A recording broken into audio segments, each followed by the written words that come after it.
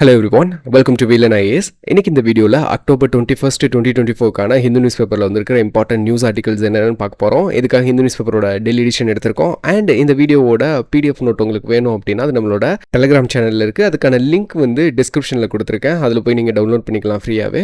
So இன்னைக்கு வீடியோவில் வந்து பார்த்தீங்கன்னா நம்ம ஒரு 3 ஆர்டிக்கல் மட்டும்தான் ஸ்பெசிஃபிக்காக பார்க்க போகிறோம். ஏன்னா நம்ம எக்ஸாம் பெர்ஸ்பெக்டிவில் அது மட்டும்தான் நமக்கு இம்பார்ட்டன்ட் ஆர்டிக்கல். மற்ற ஆர்டிகல்ஸ் எல்லாம் ஜஸ்ட் ஒன்ஸ் ரீடு பண்ணுங்க, தட்ஸ் எனஃப். ஸோ அப்படி இன்னைக்கு நியூஸ் பேப்பரோட ஃப்ரண்ட் பேஜ் எடுத்தோம் அப்படின்னா அதில் நமக்கு இம்பார்ட்டன்ட் ஆர்டிக்கல்னு எதுவும் இல்லை. ஸோ நமக்கு நியூஸ் பேஜில் இருந்து தான் ஆர்டிகல்ஸ் இருக்குது. ஸோ இந்த ஆர்டிக்கலில் என்ன கொடுத்துருக்காங்கன்னா, பிரைம் மினிஸ்டர் இனாகுரேட்ஸ் 3 ஏர்போர்ட்ஸ் இன் மத்திய பிரதேஷ், உத்தரப்பிரதேஷ் அண்ட் சத்தீஸ்கர் அப்படின்னு சொல்லி கொடுத்துருக்காங்க.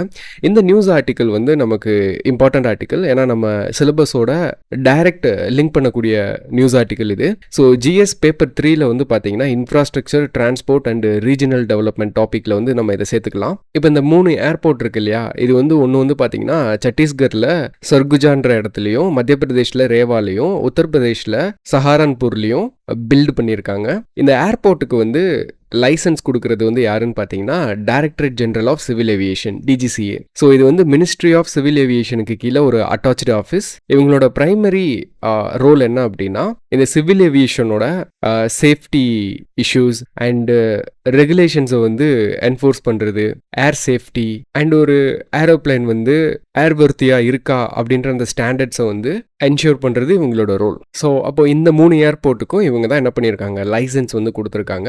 அண்ட் இந்த ஏர்போர்ட் வந்து பில்டு பண்ணது வந்து உடான் ஸ்கீமுக்கு கீழே. ஸோ இந்த உடான் ஸ்கீம் பற்றி நமக்கு தெரியணும். ஸோ இந்த ஸ்கீமை வந்து லான்ச் பண்ணி ஒரு 5 ஃபேஸாக ரன் பண்ணிட்டு இருக்காங்க. இது வந்து மினிஸ்ட்ரி ஆஃப் சிவில் ஏவியேஷனுக்கு கீழே இந்த ஸ்கீம் வந்து வரும். நம்ம கண்ட்ரியோட நேஷனல் சிவில் ஏவியேஷன் பாலிசி 2016ஓட ஒரு பார்ட் தான் இந்த ஸ்கீம். ஓகே, இந்த ஸ்கீம் வந்து 10 இயர்ஸ்க்கு வந்து பார்த்தீங்கன்னா அப்ளிகபிள். ஸோ இதோட அப்ஜெக்டிவ் என்ன அப்படின்னா நம்ம கண்ட்ரியில் ஏர் கனெக்டிவிட்டியை வந்து என்ன பண்ணணும், இம்ப்ரூவ் பண்ணணும். இந்த ரிமோட் அண்ட் ரீஜனல் ஏரியாஸ் இருக்குது பார்த்தீங்களா இந்தியாவில், அது எல்லாத்தையுமே கனெக்ட் பண்ணணும். ஸோ நம்ம கேட்கலாம் அதுக்கு தான் ரோட் டிரான்ஸ்போர்ட் இருக்குல்ல அப்படின்னு. இப்போ ஃபார் எக்ஸாம்பிள் வந்து பார்த்தீங்கன்னா இப்போ நார்த் ஈஸ்ட் ரீஜன் எடுத்துட்டீங்க அப்படின்னா ரோட் கனெக்ஷன் வந்து எந்த அளவுக்கு பாசிபிள்னு தெரியாது, கம்ப்ளீட்டாக கவர் பண்ண முடியாது. அப்போ அந்த மாதிரி இடத்துக்குலாம் நம்ம என்ன பண்ணணும், ஏர் ட்ராவலில் தான் நம்ம ப்ரொமோட் பண்ண முடியும். அண்ட் வந்து பார்த்தீங்கன்னா காமன் பீப்புளை கூட என்ன பண்ணணும், ஏர் ட்ராவலை அக்சஸ் பண்ண வைக்கணும் அஃபோர்டபுள் ரேட்டில். அதுதான் இந்த ஸ்கீமோட அப்ஜெக்டிவ். அப்போ இந்த ஸ்கீமில் வந்து அப்படி என்ன பண்ணுவாங்க அப்படின்னா, இப்போ சிவில் ஏவியேஷன் கம்பெனிஸ் இருக்காங்க இல்லையா, பிரைவேட் கம்பெனிஸ்,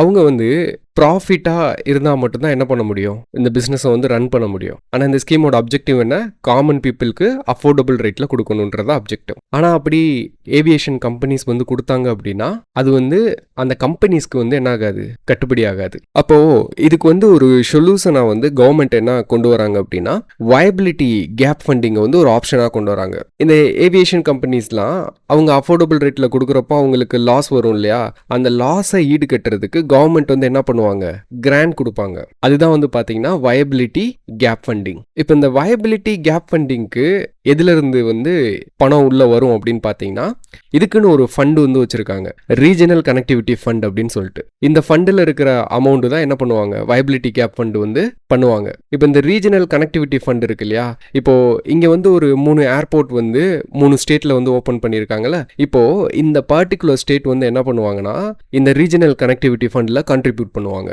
அதே மாதிரி சென்ட்ரல் கவர்மெண்ட்டும் இந்த ஃபண்டுக்கு கான்ட்ரிபியூட் பண்ணுவாங்க. இந்த அமௌண்ட் தான் வயபிலிட்டி கேப் ஃபண்டுக்கு போகும். ஸோ இப்படி தான் இந்த உடான் ஸ்கீம் வந்து ரன் ஆகுது. ஸோ இந்த பெர்ஸ்பெக்டிவ் வந்து நமக்கு தெரிஞ்சிருக்கணும். Okay, that's all about this news article. And next news article வந்து பார்த்தீங்கன்னா Odisha braces for cyclone that has likely arrive on Thursday அப்படின்னு சொல்லி கொடுத்துருக்காங்க. ஸோ இதில் வந்து ஒடிசா கவர்மெண்ட் அவங்களோட ப்ரிப்பரேஷன் பற்றி இந்த ஆர்டிக்கலில் பேசியிருக்காங்க.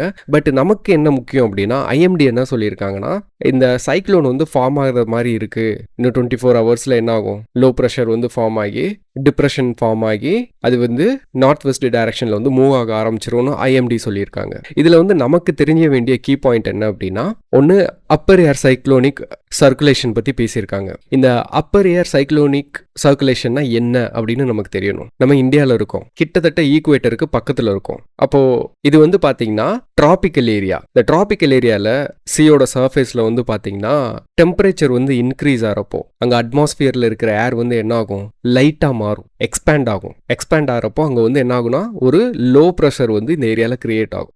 அப்போது இந்த ஏர் வந்து லோ ப்ரெஷராக மாறிடுச்சு, எக்ஸ்பேண்ட் ஆகுதுன்னா என்ன பண்ணும், இந்த ஏர் வந்து மேலே போகும். ஆனால் சர்ஃபேஸில் இருக்கிற லோ ப்ரெஷர் வந்து மேலே வந்து இருக்காது, மேலே வந்து ஹை ப்ரெஷராக இருக்கும். ஏன்னா அட்மாஸ்பியரில் மேலே போக போக என்ன ஆகும், டெம்பரேச்சர் வந்து ட்ராப் ஆகும் இல்லையா, அப்போ மேலே வந்து பார்த்தீங்கன்னா ஹை ப்ரெஷர் இருக்கும். இது வந்து சர்க்குலேட் ஆக ஆரம்பிக்கும். இப்போ இந்த ஆர்டிக்கலில் என்ன கொடுத்துருக்காங்கன்னா அப்பர் ஏர் சைக்ளோனிக் சர்க்குலேஷன் வந்து ஃபார்ம் ஆகிருக்குன்னு சொல்லியிருக்காங்க. அப்போ அது வந்து initial stage.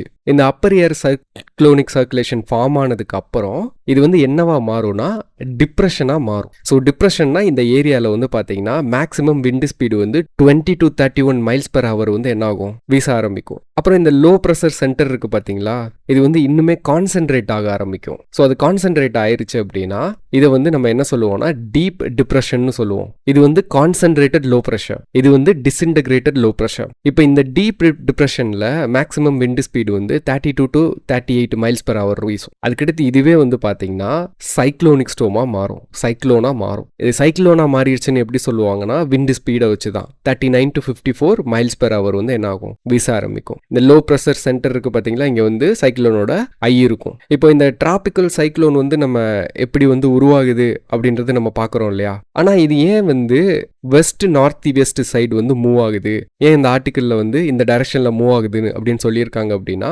Mainly because of the Coriolis force. Earth வந்து ரொட்டேட் ஆகுது இல்லையா, அதனால ஏர் வந்து என்ன ஆகும்னா டிஃப்ளெக்ட் ஆகும். அதை தான் காரியோலிஸ் எஃபெக்ட் அப்படின்னு சொல்லுவோம். இப்போ குளோபோட நார்தர்ன் ஹெமிஸ்பியரில் வந்து பார்த்தீங்கன்னா ஏர் வந்து என்ன ஆகும்னா ரைட் சைடு வந்து டிஃப்ளெக்ட் ஆகும். இதே இது சதர்ன் ஹெமிஸ்பியரில் வந்து பார்த்தீங்கன்னா லெஃப்ட் சைடு வந்து டிஃப்ளெக்ட் ஆகும். ஸோ இதுதான் வந்து இதுக்கான காரணம். அண்ட் இதில் வந்து பேசிக்காக நமக்கு தெரிய வேண்டியது வந்து பார்த்தீங்கன்னா சைக்ளோனில் 2 டைப் இருக்கு, tropical cyclone and extra tropical cyclone. So tropical cyclone வந்து ஃபார்மேஷன் வந்து எங்கே நடக்கும், வார்மான ஓஷன் வாட்டர்ஸில் தான் டிராபிக்கல் சைக்ளோன்ஸ் வந்து ஃபார்ம் ஆகும். ஸோ 26.5 டிகிரி செல்சியஸ்க்கு மேலே இருக்கணும் temperature, surface temperature, and equator பக்கத்தில் இருக்கும். இதோட கேரக்டரிஸ்டிக்ஸ் அப்படின்னு பார்த்தோம்னா they have a well defined eye and circular இருக்கும் and intense wind and heavy rainfall வந்து வரும். இதே இது எக்ஸ்ட்ரா டிராபிக்கல் சைக்ளோன்ஸ் அப்படின்னா இது வந்து டெம்பரேட் ரீஜன்ஸ்ல ஃபார்ம் ஆகும். இது வந்து ஓஷன் வாட்டர்ஸ்ல ஃபார்ம் ஆகுது இல்லையா. ஆனால் எக்ஸ்ட்ரா டிராபிக்கல் சைக்ளோன்ஸ் வந்து ஃப்ரெண்டெல்லாம் இருக்கும். ஃப்ரெண்டுனா ஒன்றும் இல்லை, ஹாட் ஏரும் கோல்டு ஏரும் என்ன ஆகுது ஒன்று மீட் பண்ணிக்கிற